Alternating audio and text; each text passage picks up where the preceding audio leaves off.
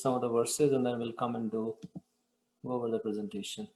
Chapter 9, each of the verses is very deep, and we'll spend some time on them to understand what Krishna is trying to teach us. This chapter is called the most confidential knowledge. So Krishna has been giving us knowledge in different steps. He started out with the knowledge of the body and the soul, and then he talked about Karma Yoga in 2 different chapters, 3rd and the 5th. In the 4th, he talks about more transcendental knowledge about himself. 6th chapter, he talks about Dhyana Yoga. 7th chapter, he gives us some knowledge about his opulences. 8th chapter is all about attaining us, how to leave this body for the spiritual world.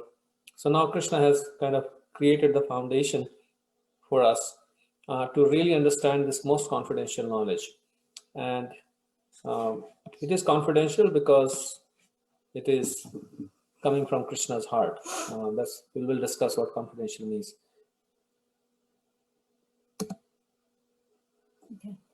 So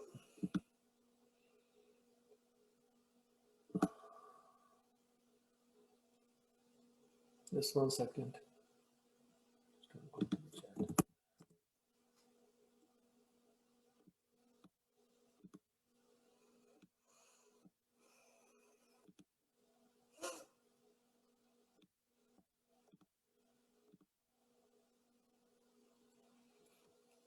Shri Bhagavan Vacha Idam tu te guhyatamam pravakshami anushuyave jnanam vijnana sahitam yadgyatva mokshase ashubhat.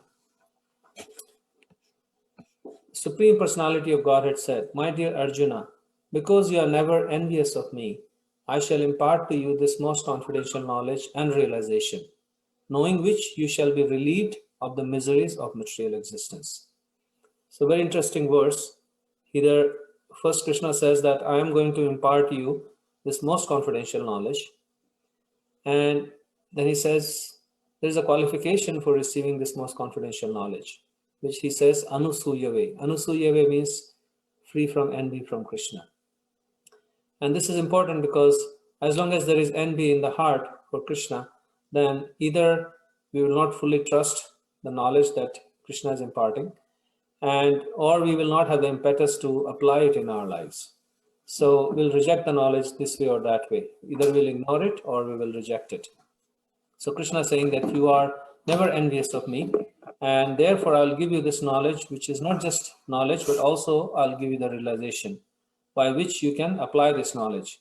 And the test of that knowledge is that by which you shall be relieved of the miseries of material existence. So we'll be talking more about that later on, what is the real purpose of knowledge. But Krishna is kind of revealing what this knowledge is, what is Arjuna's qualification, what he is going to receive, and what will be the effect of that. And it's something that we can also test for ourselves, right? Whether the knowledge that we have received, is it freeing us from the miseries of this world, right? Let's continue on.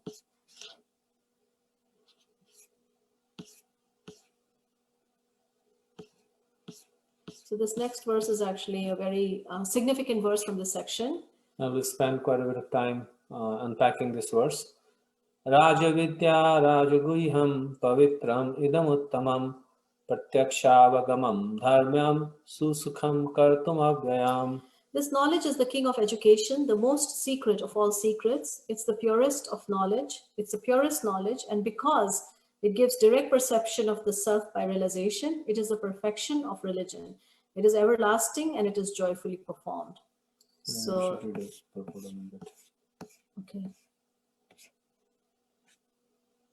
I think maybe we should read the second paragraph. Generally, people are not educated in this confidential knowledge. They are educated in external knowledge. As far as ordinary education is concerned, people are involved with so many departments: politics, sociology, physics, chemistry, mathematics, astronomy, engineering, etc. There are so many departments of knowledge all over the world and many huge universities, but there is unfortunately no university or educational institution where the science of the spirit soul is instructed. Yet the soul is the most important part of the body. Without the presence of the soul, the body has no value. Still, people are placing great stress on the bodily necessities of life, not caring for the vital soul. The Bhagavad Gita, I think it's a very long purport.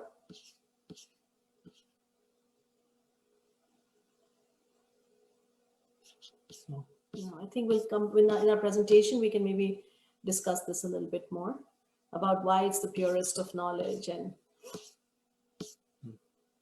so let's move on. text 3. Those Ashadhana purusha dharmasyasya parantapa aprapya mam nivartante mittu samsara vatmani. Those who are not faithful in this devotional service cannot attain me, O conqueror of enemies. Therefore, they return to the path of birth and death in this material world. So Krishna is saying this because in the second verse he says this is the most confidential knowledge. It is the perfect and most pure. So Arjuna might be thinking, what happens to those who do not accept it? So Krishna is answering that without that knowledge, one will keep on coming back to this material world again and again. Maya tatam idam sarvam jagat avyakta murtina matsthani sarva bhutani nacham teshu avastitaha. By me, in my unmanifested form, this entire universe is pervaded. All beings are in me, but I am not in them. So again, Krishna's, we'll talk more about this, that how this entire universe is actually, like we discussed in our previous section, that everything is resting upon Krishna like pearls are strung on a thread. And yet everything is in him, but he's still not in everything. So it's simultaneously, and what that means, right? Feels like a very kind of mysterious kind of a statement here. I think let's stop here because of Yeah. presentation. So I just wanted to see. Can you just-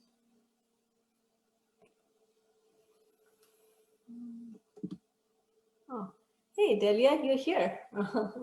We're missing you.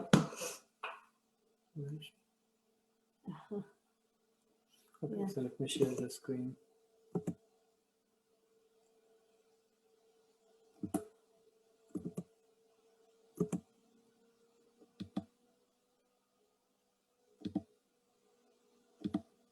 All right. So the section is named as the King of Knowledge. So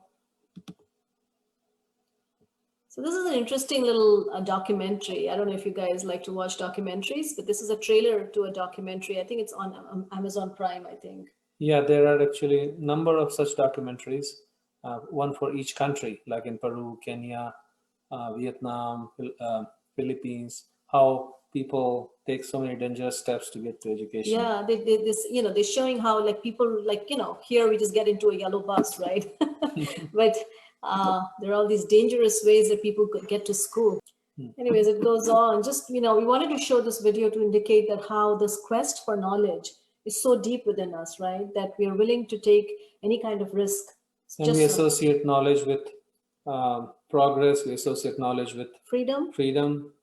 So many things are associated with knowledge. And actually it makes sense, right? Because, we discussed in our second chapter how the living entity is actually made up of Sat, Chit, and Ananda. And so Sat is the knowledge feature. And so the reason why we are so naturally drawn to knowledge is because this is who we are, and knowledge is a very attractive aspect of our spiritual being. So, but the question on hand is not exactly our quest for knowledge, which seems to be a universal quest. But, just I was thinking, like, even when a child, right, as soon as a child learns how to talk, the most used word is why, or what's that, right? It's just so naturally inbuilt in us. Like, we just want to know what's that and why, and you answer the why, and there's another why to it. So the question that one can think about is that what's the purpose of this knowledge? Is there a purpose to this knowledge, or is it just can knowledge free us? And what does freedom mean? So these are the questions that we want to kind of talk about, and what would make something a king of education or king of knowledge? I guess first understanding what knowledge means in this world, and then really understanding what Krishna is saying, that why this is the king of knowledge. Because in order to understand the king first, we have to first understand what are the other forms of knowledge and their purposes. Martin Luther King Jr., The man we all know as the preacher. The activist, the man with a dream. But rewind before all that, Martin Luther King, The young educated black man. aspiring to change the world one day for the better. student, Graduate, a dreamer. devoted to change. Yet after all he's done, Situations are still the same People being constantly oppressed. and unjustly prosecuted today. education is Should we crucial to fast all forward in this? order to avoid and combat ignorance. This is addressed in the following speech. For equal opportunity, Should be available to all.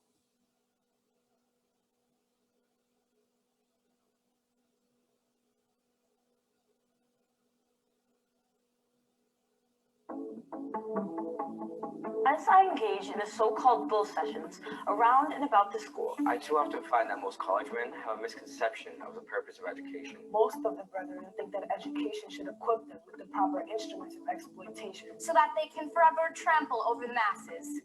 Still others think that education should furnish them with noble ends rather than means to an end. It seems to me that education has a twofold function to perform in the life of man. And in society. one is utility and the other is culture.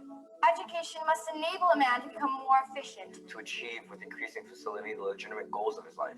Education must also train one for quick, resolute, and effective thinking. To think incisively and to think for oneself is very difficult. We are prone to letting our mental lives be invaded by legions of half-truths. Prejudices And propaganda. At this point, I often wonder whether or not education is fulfilling its purpose. A great majority of the so-called educated people Do not think logically and scientifically. even the press, the classroom, the platform, and the pulpit, in many instances, Do not give us objective and unbiased truths. To save man from the morass of propaganda, in my opinion. is one of the chief aims of education. Education should enable one to sift and weigh evidence, To discern the true from the false. The real from the unreal, and the facts from the fiction.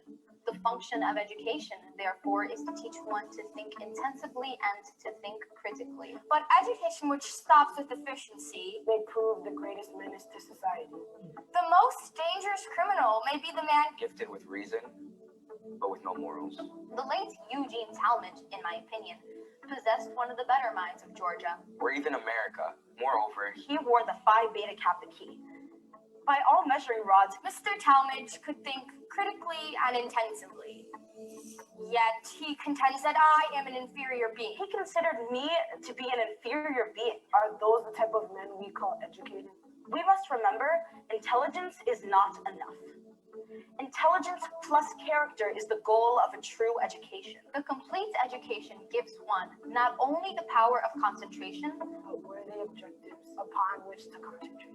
the broad education. will therefore transmit not only the accumulated knowledge of the race, But the accumulated experience of social living.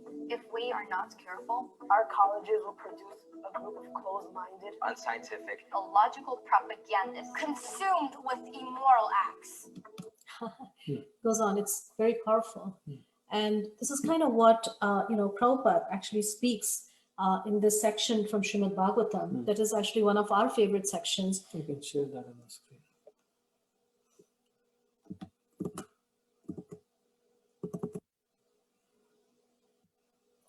So this is from Srimad Bhagavatam, and the translation is, O sages, I have been justly questioned by you. Your questions are worthy because they relate to Lord Krishna and so are relevance to the world's welfare.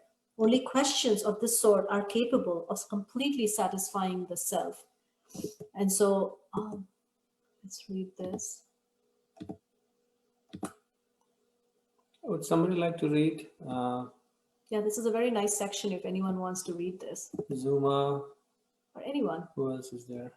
I'll read it. Yeah, Go go ahead. ahead. Okay, starting with the whole world. Yeah. Okay. The whole world is full of questions and answers. The birds, beasts, and men are all busy in the matter of perpetual questions and answers. In the morning, the birds in the nest become busy with questions and answers. And in the evening, also the same birds come back again and again become busy with questions and answers. The human being, unless he is fast asleep at night, is busy with questions and answers. The businessmen in the market are busy with questions and answers, and so also the lawyers in the courts and the students in the schools and colleges. The legislators in the parliament are also busy with questions and answers, and the politicians and the press representatives are all busy with questions and answers. Although they go on making such questions and answers for their whole lives, they are not at all satisfied. Satisfaction of the soul can only be obtained by questions and answers on the subject of Krishna. You can keep it. Continue. Krishna is our most intimate master, friend, father or son, and object of conjugal love. Forgetting Krishna, we have created so many objects of questions and answers, but none of them are able to give us complete satisfaction. All things but Krishna give temporary satisfaction only. So if we are to have complete satisfaction, we must take to the questions and answers about Krishna. We cannot live for a moment without being questioned or without giving answers. Because the Srimad Bhagavatam deals with questions and answers that are related to Krishna, we can derive the highest satisfaction only by reading and hearing this transcendental literature. One should learn the Srimad Bhagavatam and make an all-around solution to all problems pertaining to social, political, or religious matters. Srimad Bhagavatam and Krishna are the sum total of all things. Thank you. Very nice. Yeah, so we can see, right, that, even though, and, the next slide in our presentation is going to indicate that we have such a thirst for knowledge. And yet, this is actually an article. I don't know, maybe we don't need to watch it, not take too much time, but this is, okay, wants to watch it. So, this shows that, the highest culmination of our educational system is in getting a PhD. Or doctorate. And this is a documentary where it shows that, even after getting that, there's so much of frustration, such a sense of. You guys can't see the Facebook, right? We just saw the picture. Yeah. Yeah. Okay. It's just a trailer. You have to put on the audio.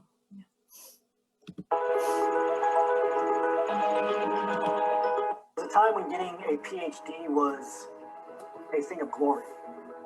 There was sacrifice, there was challenge, but ultimately there was success. The path was laid out in front of you. As long as you did what you were supposed to do, you got to take that next step, and you were supported. And it was seen as valuable. You were treated as valuable in academia. You were seen as a doctor. You were seen as a leader in your field. You were one of the rare people to have a terminal degree. You used to hold tenured positions where you couldn't get fired. You'd reach this level and you were an untouchable. You'd have people work under you, people work for you, the university would support you, you'd get grant funding, and everybody worked together, and it bettered humanity. But this is no longer the case. I had a PI who was very academically rigorous. He's placed a lot of stress on doing well inside the lab, notching 12-hour days, day in, day out. It made me feel basically like a pair of pants inside the lab. Working forever, all the weekends, 18 hours a day, no appreciation whatsoever, no nice word from the PI. Being able to work, having skills, and still not getting any job, it's kind of frustrating. We talk a lot about imposter syndrome. We forget Stockholm syndrome. You're working in a place, you're going through so much, but you do not want to break out of it. This kind of goes on, but we just wanted to, share this just to indicate that this sort of emptiness, right? Because and so, maybe we need to, rethink what is real education, what is real knowledge, and why is it that after spending so many years, spending so much money, so much time, we are left with this feeling of emptiness or and there's a whole question now how education has been so tightly linked just with earning a livelihood that nowadays more and more people are even questioning the purpose of going to college when the skills that you can learn even outside they and many times they suffice or exceed what you learn in the college. So there's a whole discussion that is going on, especially now with the online learning that is happening. The future of colleges is coming into serious scrutiny. I mean, we definitely experienced it when we took our son and we'd gone for college tours on the East Coast, and we visited some of the top colleges. And one of the things that we were really surprised to see is that how, the focus seemed so much on, and it just, I feel uncomfortable even saying that, but the focus really to me seemed it was more on the dorms and the dining hall. And I was curious to know, okay, so what What are you really teaching? What are you teaching? And that, though, that was my interest, but somehow the focus was really on selling, like how the kids are going to have a Fun. good time, right? And how they're going to be in the middle of New York City, and what that means, and and so somehow along the way, at best it has become a ticket to a good job. And of course, even that, when it's just a checklist, and somehow we've kind of lost that sort of that scientific temper, right, of inquiry and going deeper. And then there is a whole other aspect to it, which I think in that Martin Luther speech, we saw the formation of character, right? And so even though those things are in our, when you look at the goals, it is there, but it's definitely not in practice. So then the question comes, like, what is knowledge? And this is something, this is a lady who has memorized every single word of all the Harry Potter novels. Because like the knowledge of this world kind of in many ways boils down to knowing things, remembering things. Like when we were growing up, there used to be quiz competitions, things like people who'd remember so many knowledge. Things. Yeah, people who remember so many things. So like this is an extreme case of this lady who can remember every single word of Harry Potter's, all the novels. So the first book. Now, chapter 17. Do you know how that chapter starts? Okay, chapter 17's The Man with Two Faces. And it starts off, "It was Quirrell." "You," gasped Harry. Quirrell smiled. His face wasn't twitching at all. "Me," he said calmly. "I wondered whether I'd be meeting you here, Potter." Well, next to him, who would suspect? Next to him, who would suspect? Poor stuttering Professor Quirrell. Pause to stuttering for Professor Quirrell. Oh my goodness. Nice performance, by the way. Thanks. Clearly, I'm making this too easy. So I switch it around and give Becky just one line. Keep your voice down, said Harry crossly. I just need to sort of fine-tune it, all right? That was chapter 26, the second task in the Goblet of Fire. I mean, that took you no time at all. It's just stuck in my mind, but I think in a very sequential way. So I think very much like chapters. Okay. I think we should, What's the practical need for even memorizing those things? I don't even understand. Well, I mean, it's quite impressive, right? At one level, it is very impressive that someone could actually If he had learned the Bhagavatam, it would have made more sense. Well, yeah. So that's, that's kind of the idea here, that, there is a natural interest. I don't think we're going to watch. This is the second video. This is quite interesting too.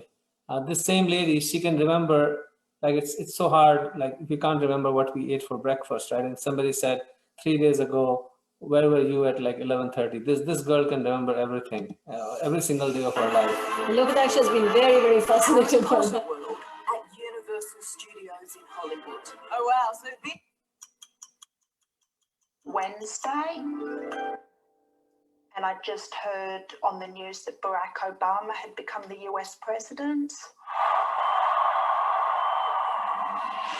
Tell me about your day on the 3rd of April, 2005. The 3rd of April, 2005 being a Sunday, that's when I heard that Pope John Paul II died. And it was a week after Easter. So anyways, this is, I guess, knowledge is powerful, and there is some value to this knowledge, but then is there an ultimate value? Is that an ultimate value? And I guess that's where we are getting to, there was once Prabhupada, he was asked this question by, some person saying that, do you, because generally, people think, oh, a spiritual person means he knows everything, right? So he was asked this question, how many windows are there in the Empire State Building? And Prabhupada, without missing a beat, he said, I do not know how many drops of water there are in a mirage. So the point being that, yes, this is knowledge that is impressive. If someone can tell us, can recite the entire Harry Potter, or, be able to, name, whatever, list of all the American presidents, or, whatever. I mean, there's just so many different kinds of knowledge that are out there, right? We watch Shakuntala Devi. She could just, multiply any big numbers and all that. It's all impressive. It's great. But then at the end of the day, what is real knowledge? And is that knowledge that's going to ultimately take us out? What's the point of it? Yeah, so this is another story that we had talked about earlier, but again, bringing it out, how real knowledge, the value of real knowledge is tested here. And this scholar was riding the boat with this in a river, and in order to show off, he asked this boatman. Yeah, so this scholar was obviously very puffed up with all of this knowledge that he had. So he asked this guy. He said, "So, do you know about physics?" So he said, "No, I have never even heard of this." Then he was trying to test him. So he said, "Well, in that case, 25% of your life is wasted." And then he wanted to test him further. He said, "You must have definitely heard of Shakespeare, right?" He said, "No, I'm just a simple boatman, and I don't, I've never, done any of this." And so he said, "Well, in that case, 50% of your life is wasted." And then he went on to ask him again. He said, "Have you heard of, whatever, quadratic equations, And this guy was really embarrassed by that. He said, "I'm so sorry. All I do is I just row this boat and I cross people across this ocean, So then this guy got even, he had this, you can see he has an umbrella and he's really pointing fingers and he's like, 75% of your life is wasted. And then all of a sudden there was this big thunderstorm and the boat started to capsize. And so this boatman turned towards the scholar and says, "Sir, surely you know how to swim, right?" And he says, "No, I don't." So he said, "Well, in that case, I'm sorry, sir, but 100% of your life is wasted." So the point being that, if we have knowledge, then, if that knowledge cannot help us, right, at the time of our death. Or time of our greatest need, then that knowledge is wasted. There's a similar story in Mahabharata, how Karna was, thinking of that too. Karna was given this knowledge by his teacher, Parashuram. And at one particular day, Parashuram realized that Karna was lying to him, that he was the son of a Sudra, but actually Karna was a Kshatriya. So he cursed him that whatever knowledge I've taught you, you will not be able to remember it at the time of your greatest need. And that's what happens when he's fighting with Arjuna on the battle of Kurukshetra, and his last final day of battle with Arjuna, he forgets the mantras. He forgets the mantras when his chariot gets stuck in the sand, and he's not able to take it out, and Arjuna as a result kills him. So it's knowledge is useful when we can actually, take advantage of it, right? When we need it the most. So this is, sometimes, even in the process of bhakti or even in the process of, spiritual life, we think we need a lot of knowledge. Of course, knowledge is very helpful. But then again, knowledge only when it is coupled with bhakti, right? Only when it acts as a, as something that supports our bhakti is actually very beneficial. Otherwise, even that can become a source of pride. So this is a story of Lord Chaitanya, who once visited a temple in South India. And there was a Brahmana sitting there, and he did not know Sanskrit. And so the other Brahmanas, who were very puffed up with their knowledge, they were making fun of this simple Brahmana as he was just sitting there with his book upside down, trying to read the Bhagavad Gita. And, Lord Chaitanya saw, but he had tears in his eyes. So he approached him and he said, "My dear sir, what are you doing?" He said, "Well, my guru has has instructed me to read the Gita every day, so I'm trying to read it." So he said, but I see, my dear sir, that you have the book upside down. So he said, "Well, I don't know how to read. I'm illiterate, but because my spiritual master has asked me to do it, so I'm doing it." But then Chaitanya Mahaprabhu says, "But then I see you have tears in your eyes. So what's bringing those tears?" And he said, "Well, when I see how Krishna, who is the Supreme Personality of Godhead, how he's become a chariot driver of his great devotee, when I see this picture on the front cover of the Bhagavad Gita, then my heart just melts in love. And then the tears of ecstasy just flows out of my eyes." So then Lord Chaitanya said, "Well, you have actually in truth understood the message of the Bhagavad Gita." So to show that it's not just mundane scholarship, but really when we understand this knowledge in terms of, like a devotional. And I guess that happens, Krishna says in the first verse, right? How he's qualified to receive this knowledge because he's free from envy, because envy causes pride. Pride is rooted in envy. And Krishna says that I'll give you this, not just the knowledge, but also the realization. Mm. So the realization actually happens when we become free from envy and free from pride. And that's what the real knowledge is. So then the question that may come up is, what is the definition of true knowledge, right? What is knowledge that is really of value? And Prabhupada, again, these are quotes from Prabhupada. Real knowledge is to know what matter is, what spirit is, and the controller of both. So a quick way to remember this is MSC. M means matter, S means spirit, and C means the controller of both. It is reality distinguished. This is the second verse of Srimad Bhagavatam, where it describes what this Bhagavatam is and what this knowledge is. It says it is reality distinguished from illusion for the welfare of all. So that is the purpose of knowledge, that it should tell us what the reality is and then separate it from illusion, and it should be for the welfare of all. A knowledge that doesn't result in welfare of all is no good.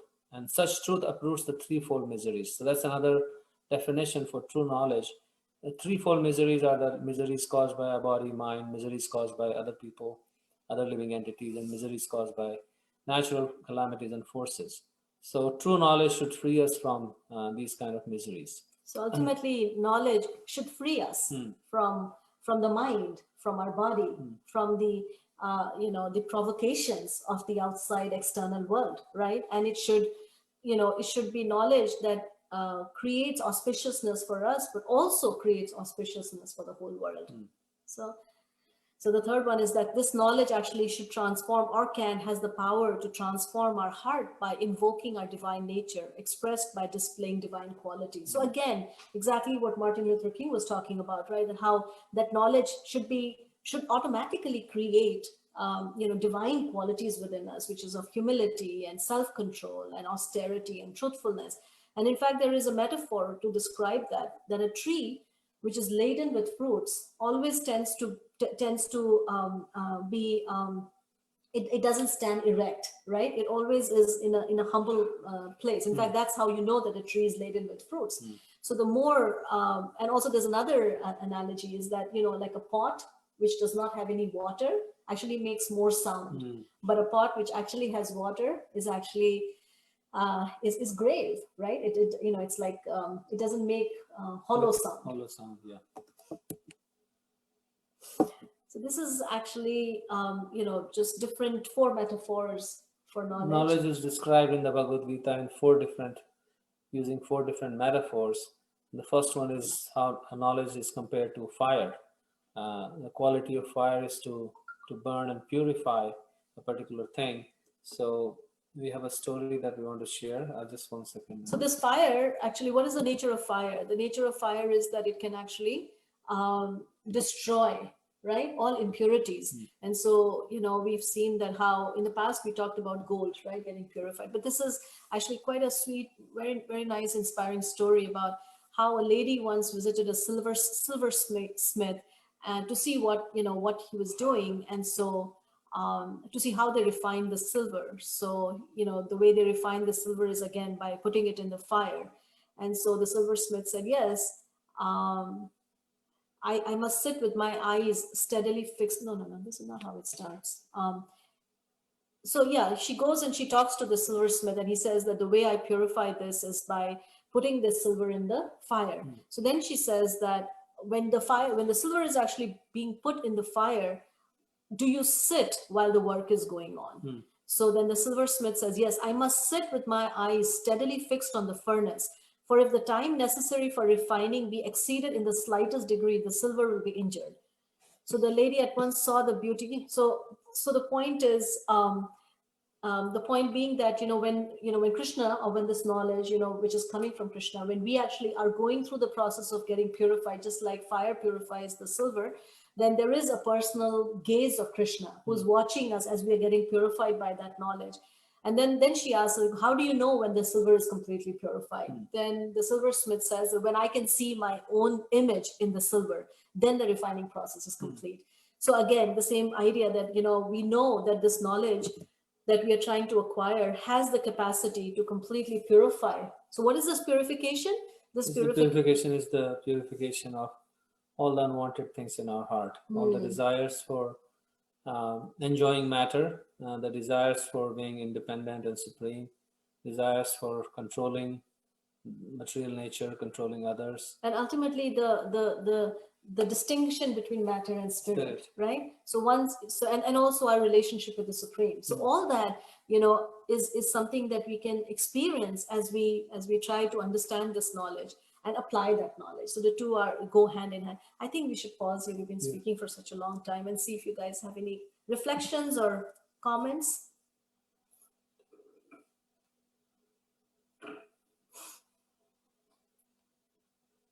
Any thoughts about this discussion on knowledge? Let's see if there are any.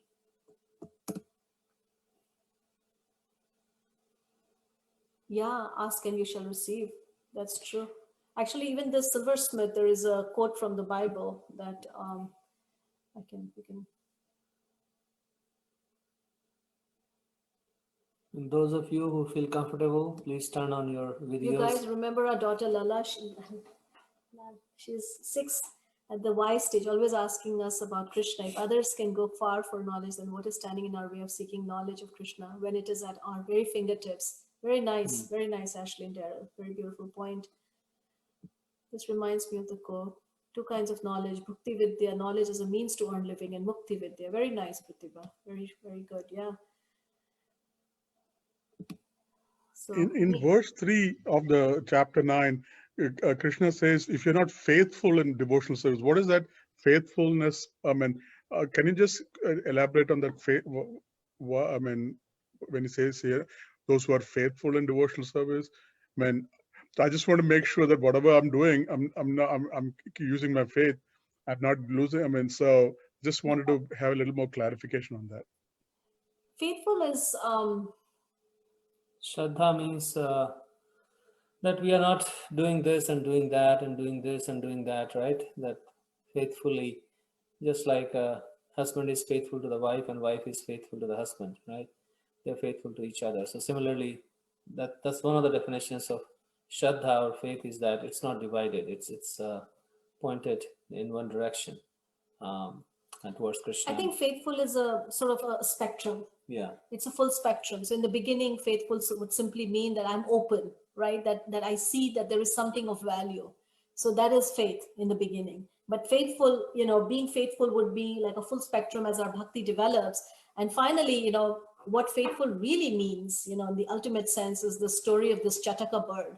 This Chataka bird means that there is this mythical bird in the Vedic, poetry, literature, of this bird who only drinks water from the rain cloud. So even though there is water in a reservoir of lake close by, she will never drink water from elsewhere. And so sometimes she's just standing she's sitting on this tree branch, just looking at the rain cloud because there's no rain coming. And she's very thirsty. She'll keep looking at that rain cloud. And sometimes there's a thunderbolt instead of the rain, but she still just waits very patiently. So this idea of patience, this idea of, chastity and just complete dedication, right? Willing to wait even as we go through thunderbolts and difficulties, as we endure those difficulties in our quest to reconnect. That is that is the other end of the spectrum, of being faithful. But since we are not there yet, it can just mean just an open-heartedness, a sense of humility that I'm willing to learn. Thank you, Mataji. Can I add, Mataji? Yes. I was just thinking faithful, in my opinion, is like when I'm not willing to wait and gain appreciation from the world for the practice. Like, I just want that appreciation to be one-on-one with Krishna. Like so many times, when we partake on the sadhana, we want people around us to appreciate us. Like there's still that lingering feeling around us.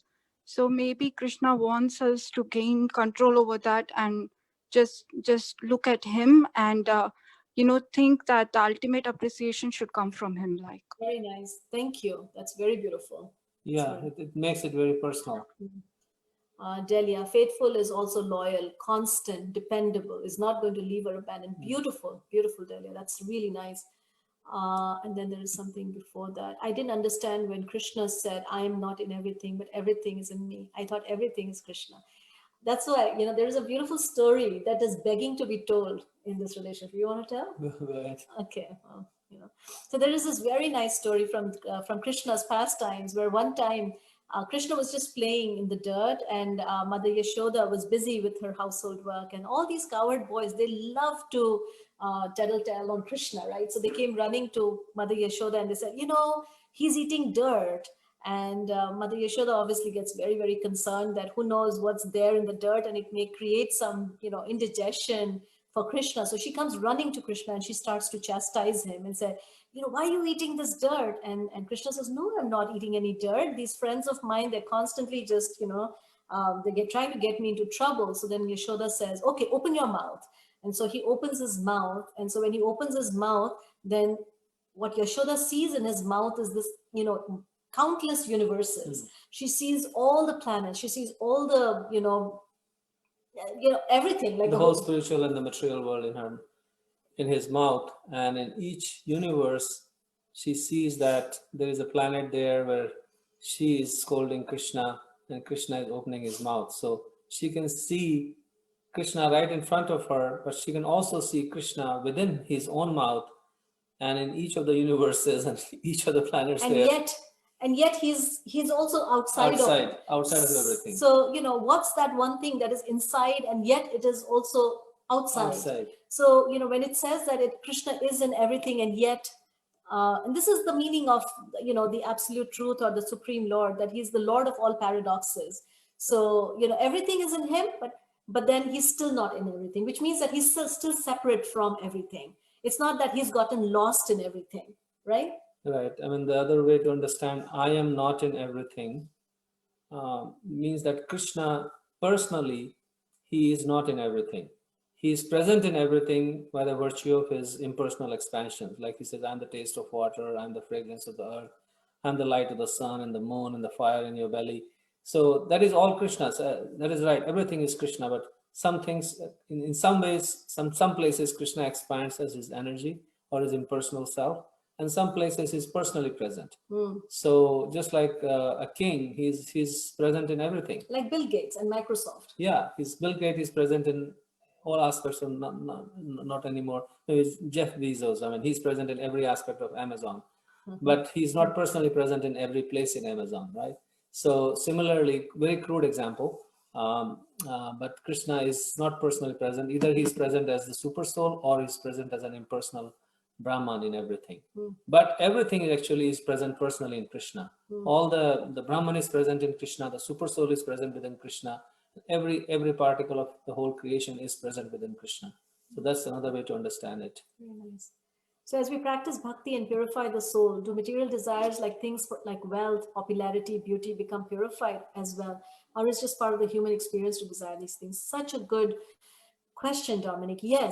Yes, because these desires for these things like wealth, popularity, beauty, this is actually a source of so much of frustration, right? So yes, we're looking for the right thing in the wrong place. Why do we want to be wealthy or beautiful or popular? Is because we really want somebody to love us, right? We want some sense of belonging, appreciation, validation from someone.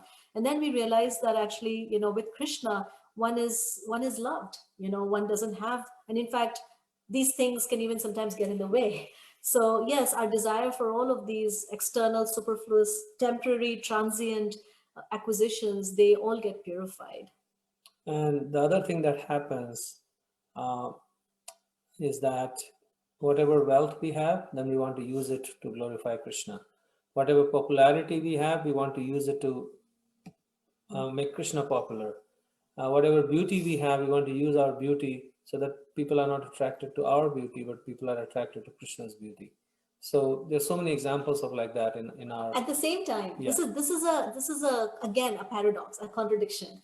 That yes, it gets purified, but as we get purified, then a devotee is actually the most popular person. A devotee is the most beautiful person. In fact, a devotee doesn't want popularity. There's a story of in Chaitanya Charitamrita, right, where it is described that there is this person for whom Krishna actually steals a pot of sweet rice.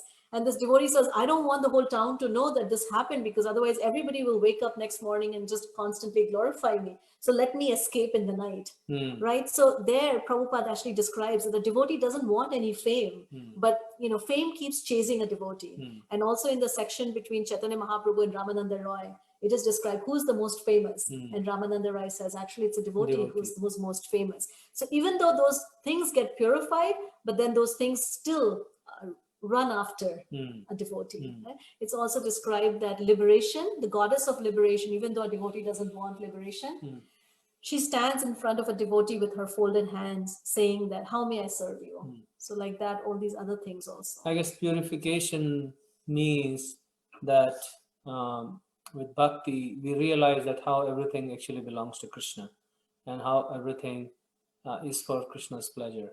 And then there is no problem possessing wealth, because sometimes people misunderstand that being a devotee means that I have to give up wealth, but that is not the case. We have so many examples of great kings who were very opulent, like Maharaj Yudhishthira, Arjuna, extremely opulent. But at the same time, they were not affected by that opulence. They used every bit of it to glorify Krishna. Such beautiful comments, because God shines, hold on, I'm just going to go through you, and that's attractive, but you need to remember it comes from God and not take ownership of it. Yep. Very nice. Delhi, I can see that as well. I can feel attachment to outcomes fall away, and whether in the material it's good or bad outcomes, consciousness reframes everything towards love and remembrance of Krishna. It's beautiful. The story of yes, go ahead. Can I share something about related to this topic? Yes, On a very kind of mundane material level, I quit smoking recently, and I've been very successful at it. I haven't had any, like regressions or whatever, but I've tried to quit smoking a lot of times before, just because, you know, I know it's good for me, you should, blah, blah, blah, force of will. And then what finally did it is that I was thinking one day, like, there's nothing I love more than Krishna, and there is nothing that I wouldn't give up for Krishna, you know? And I was thinking that I was like in my spiritual ecstasy. And then I got to thinking about things practically, and I had like the cigarette in my hand, and I was like, yeah, you say that, and you can't like give up like a stupid cigarette. So I gave up the stupid cigarette. But it had to come through like that logic, because whenever I just tried to do it for myself out of my own material energy, and it's been practically miraculous, because like I feel like I never smoked at all. I've had like one or two cravings, but nothing compared to, it was like flipping a light switch, just it was off, you know? So yeah, it's very hard to give up. It's very hard to give up. And that's exactly, you know, I mean, this is how it happens. I mean, I can share, you know, like sometimes I think of the power of love. Like I'm not a person that can stay up all night, right? Nothing can keep me, you know, like I just cannot do it. But for my son, right? I was, you know, because I was nursing him for 2.5 years, I hardly slept, you know, there's love has so much power. So it's so beautiful. The story of Brahma and Krishna, and Brahma not recognizing, we see this is, yes, congratulations, Daddy. Everyone's so happy with your little sharing. I hope you, yes. So anybody else wants to share? You know, I was also thinking Shweta, even Radhika Nam, some of you old people, if you guys want to, you know, jump in. Yeah, we miss hearing your voices too. So Nikunja, I see. Zuma, Amrita, go ahead and share something that you like. Bhakti Lata, yeah. So that you guys also get to know each other. These are the old batch here. Yes, Radhika, go ahead. Yep.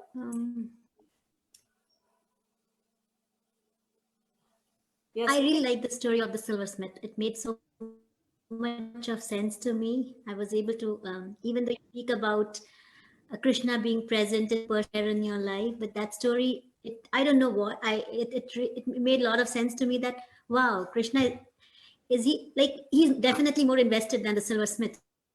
Yeah. But it's the other way around. I understood that silversmith is so much invested. So Krishna is also invested in my life. Oh, it's hard to believe, but yeah, it's like that. So.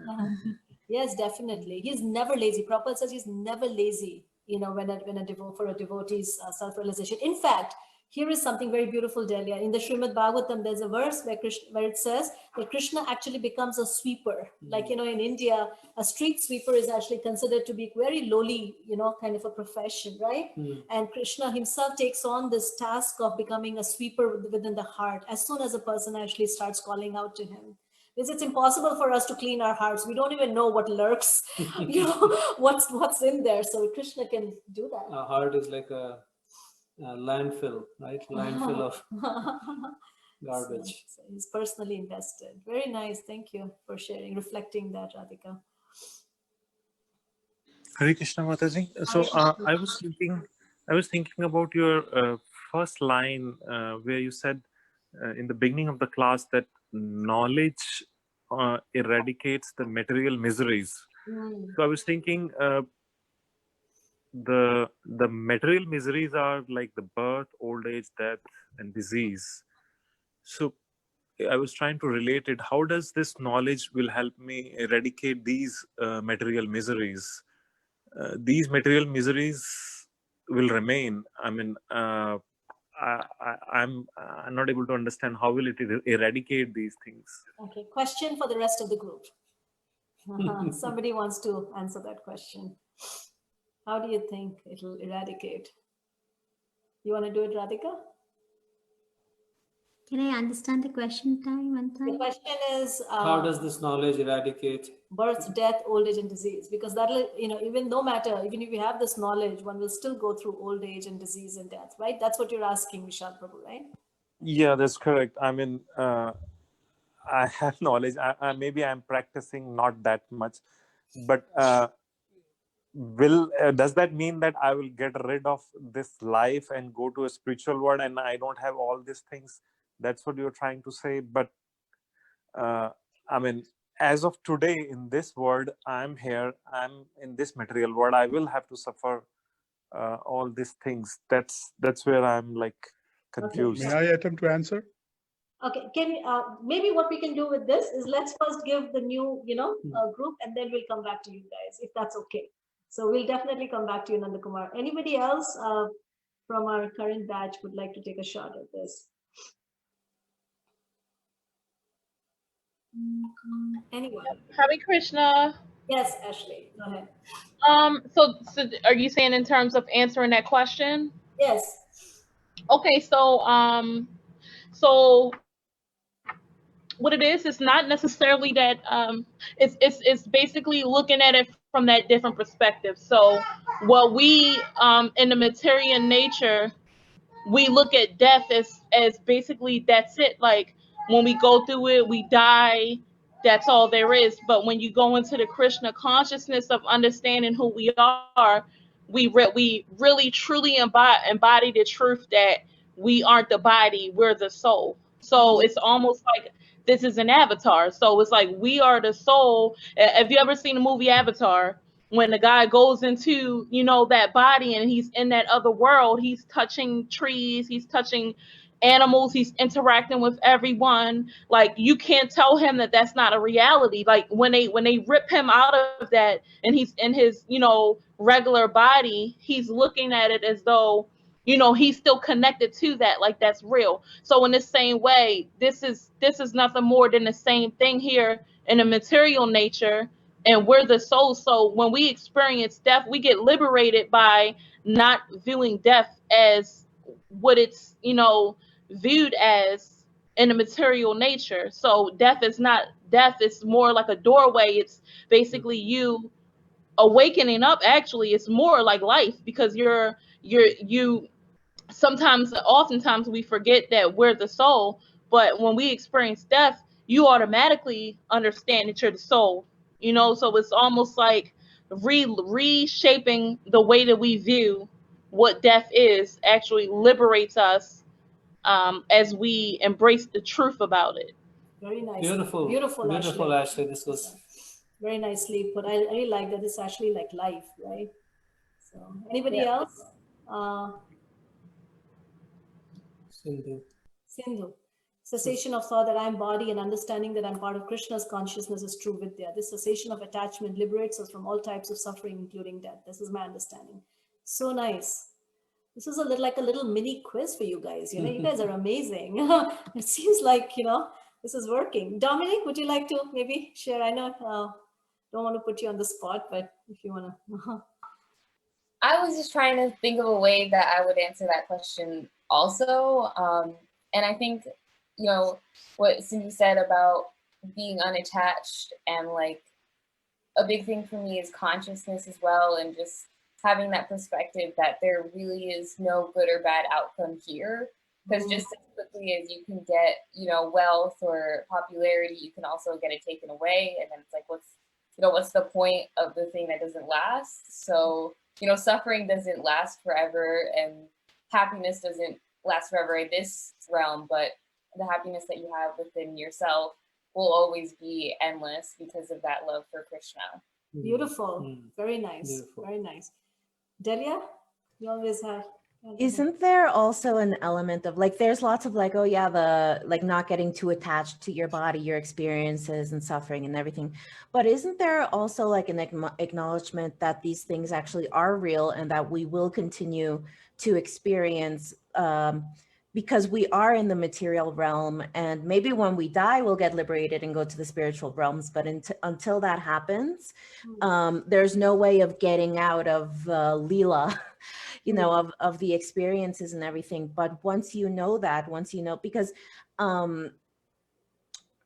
we are spirit and matter, like both things at once. So if you can marry the two and see both as valuable, then you can see Krishna too in the experiences that you go through. You don't have to like deny or reject them, but then you start seeing them as sacred too, and finding a way to relate and loop that back to your relationship with Krishna himself.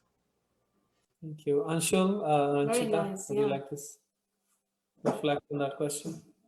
Sure. Hare Krishna, Prabhuji Mataji. Hare Krishna. I was thinking from the question that there are two things. One is how much you get affected of things around you, be it disease, be it death, be it old age. So anything and everything, what goes, be it weather, be it any small thing, it can impact you as much as you want it to be. So if you are strong from inside, like let's say you don't do exercise, you don't do any yoga, or you don't do any muscle activity. So any small weight on your shoulders will burden yourself a lot, right? But the weight can be same, but if you are strong from inside, then it stops affecting you. And then this knowledge will actually, everything will happen, but it will stop affect you, and you will embrace it more, and you say, oh, it is what it is, and I'm not bothered about it because I know it will happen. And then you basically free up yourself from being impacted by it. You still be there, but you will not be impacted because your conscience will be somewhere else.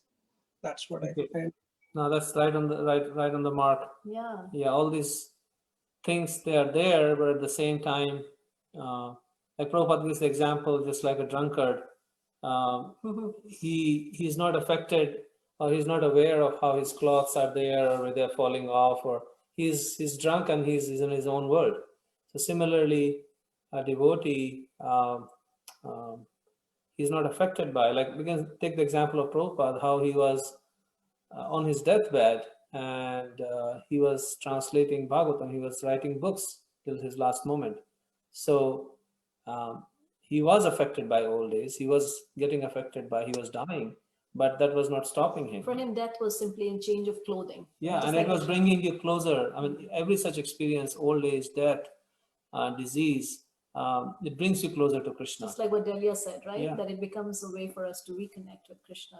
Very nice. I mean, you guys are just right on, and thank you. I think looks like Nanda Verma just left, so I guess we were hoping he would speak in the end. But Radhika, But I want to thank yes, you guys everyone because definitely. Yes, Vishal Prabhu, you did your answer get resolved? yeah, definitely I want to thank everyone because I got all different perspectives and I have never heard so many different answers. Really appreciative of all of you. Thank you so much. I think we should do this more often. This is an assembly of great sages. So Yes. Yeah, exactly. Radhika Navis, I think she wanted to say something too, so we'll go to her now and then we'll end. Yes, Radhika. I think they covered all the points, Didi. I don't have anything more. I think the only analogy which comes to my mind is of in material life, this is like it's a small, it's like an ambassador, Like if it's embassy, that you live in the material world, and even though you experience all the old age, but the rules of spiritual life is working here, and you're influenced by that spiritual world, but you're not influenced by the material world. So like if you go to America and if you enter the Indian embassy, you will experience that it's a mini India in America itself. Or if you go to an American embassy in India, then it's an America in India. So with the spiritual material life, we are living a very spiritual life, and it's we see it even right now, right? Like even so much of chaos in the world, but we have no time. We are doing exactly the same things we were doing. So yes, and gradually and slowly consciousness will be elevated, and I think it will not hit us that like, yeah, we'll have all of that, but you'll not experience it. Such beautiful. That was the icing on the cake. Thank you. Thank you. Thank you. Any comments from Zuma or Amrita? Let's see.